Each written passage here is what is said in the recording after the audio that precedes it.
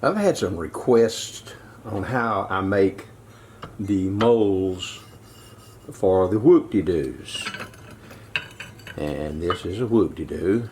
If you've been watching my videos, then you know what I'm talking about. And this is the mold that I make to slump the glass whoop-de-doos on. I have two different types that I make, and I'm going to show you how I do both, and I'm going to be as brief as I can. This is type 1, and as you can see, it is made out of 2-inch PVC cut in half, ripped, and glued to a piece of corian. You can also use plywood. This one I think is simpler, although it looks more complex.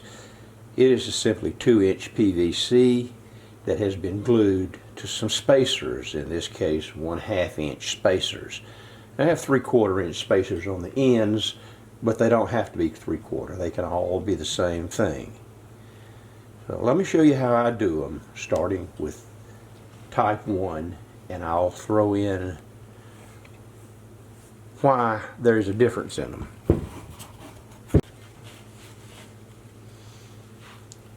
We're going to start by me explaining how I do type 1. Can't remember whether I called this type 1 earlier or not, but we're going to start calling this one type 1. And here is how I do it. You're going to need 5 pieces of PVC pipe, 2-inch PVC pipe. You're going to cut them 8 inches long. You don't have to use Schedule 40, you can use thin wall, that works fine. You're going to need 6 pieces of some kind of wood or anything that is a 1/2 inch thick. They will be used for the spacers. And you're going to need some silicone caulk, although E6000 will work. You'll start by cutting each piece of PVC into 8-inch lengths. Use a miter saw, an electric miter saw, or you can use the old-timey miter box with a handsaw or a hacksaw. Cut your wood to whatever you want to use. Cut it 8 inches long and rip it. You can do this with a skill saw. It's more easily done if you have a table saw.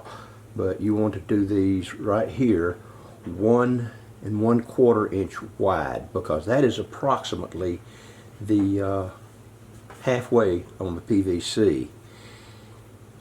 You'll place everything on a flat surface, put the spacers in the front and the back and in between, and run a bead of glue down everything.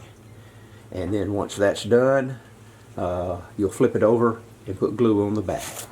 And this is what I mean. You'll run the glue right in here, let it sit, and then you'll flip it over and you'll put the glue right in here. And that's really all that you have to do. When it's dry and it's ready to use. It does not require a base.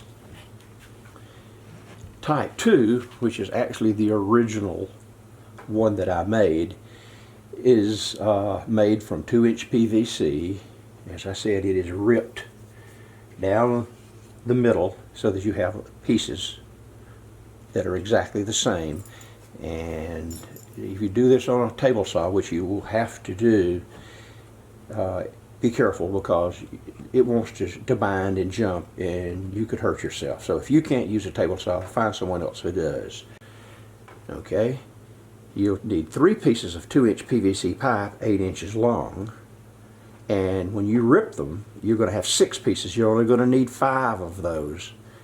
And again, you don't have to use Schedule 40. Thin wall will work. You'll need 4 pieces of something a 1/2 inch thick. You can use wood, you can use corian, you can use whatever you want to do. We're going to use those for spacers. You're going to need some silicone caulk or some E6000. You'll cut these into lengths, and using your miter, your electric miter saw or your miter box and a handsaw and the table saw, of course, to rip these, and it can be dangerous. Please be careful. Once you get these done, you're going to need to cut you a base. And you can do plywood, you can do whatever you want to. Place the half pieces on the plywood and the 1/2 inch spacers to space them all down. And then once that's done, you will glue them. It's the same procedure. I run the glue along the bottom edge of the flat pieces where these have been cut and space them out. I use a 1/2 inch. You can use whatever you want to get the curve the way you want it.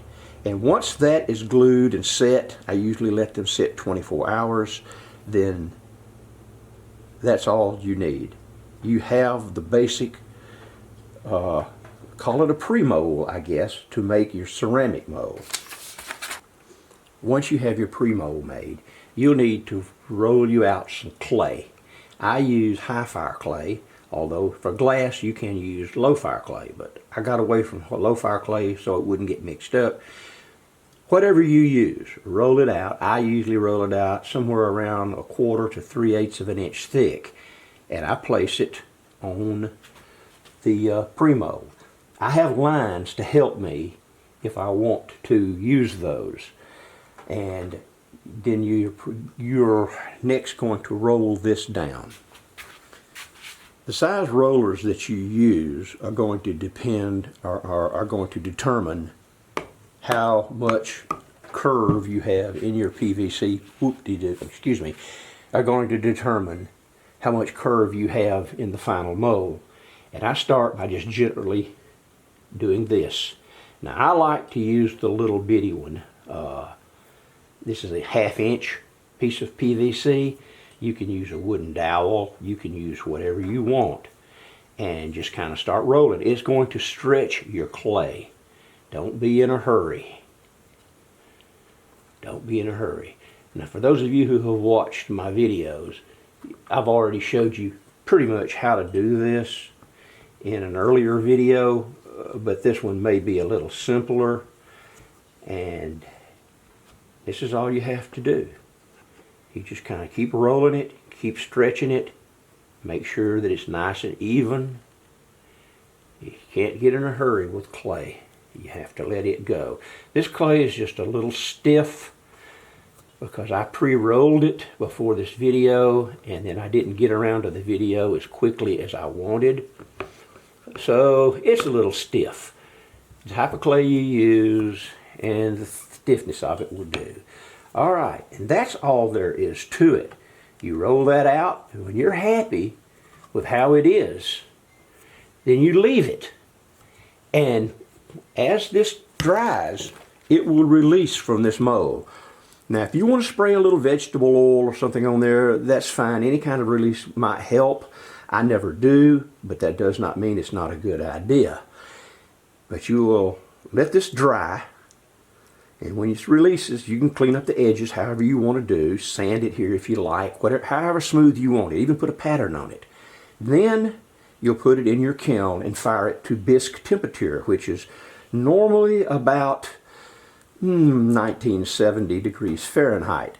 However, for those of you who don't have a kiln, it will go to 04, and you only have a glass kiln, which will go to, say, about 1700, like my Olympic, then you can fire this to 1700. It will be vitrified enough to do what you need to do with your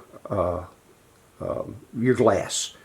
So that's it. Once that's dry and fired, it will look like this. And you will need to put a glass release agent on this before you use it. Then arrange your glass strips or whatever you want to put on this, a bottle that's already been flattened, and fire it to slump temperature that is compatible with your kiln. I use a deep slump, but you can use whatever works for you. As I mentioned, I have a video, actually 2 other videos on whoop-de-doos. One is more comprehensive and the other has to do with bottles. And Susan McGarry on Susan McGarry Glass has a great video on how she does whoop-de-doos using this mold. Visit all of those when you get a chance, and I hope this is clear. If it is not clear, let me know and I will answer you and your comments and try to clarify it as best I can.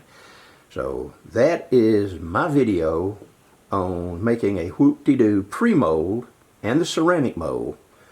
And I hope it works. I love to make these things. So I'm Captain Mike. That's my video for today. And I'm out of here.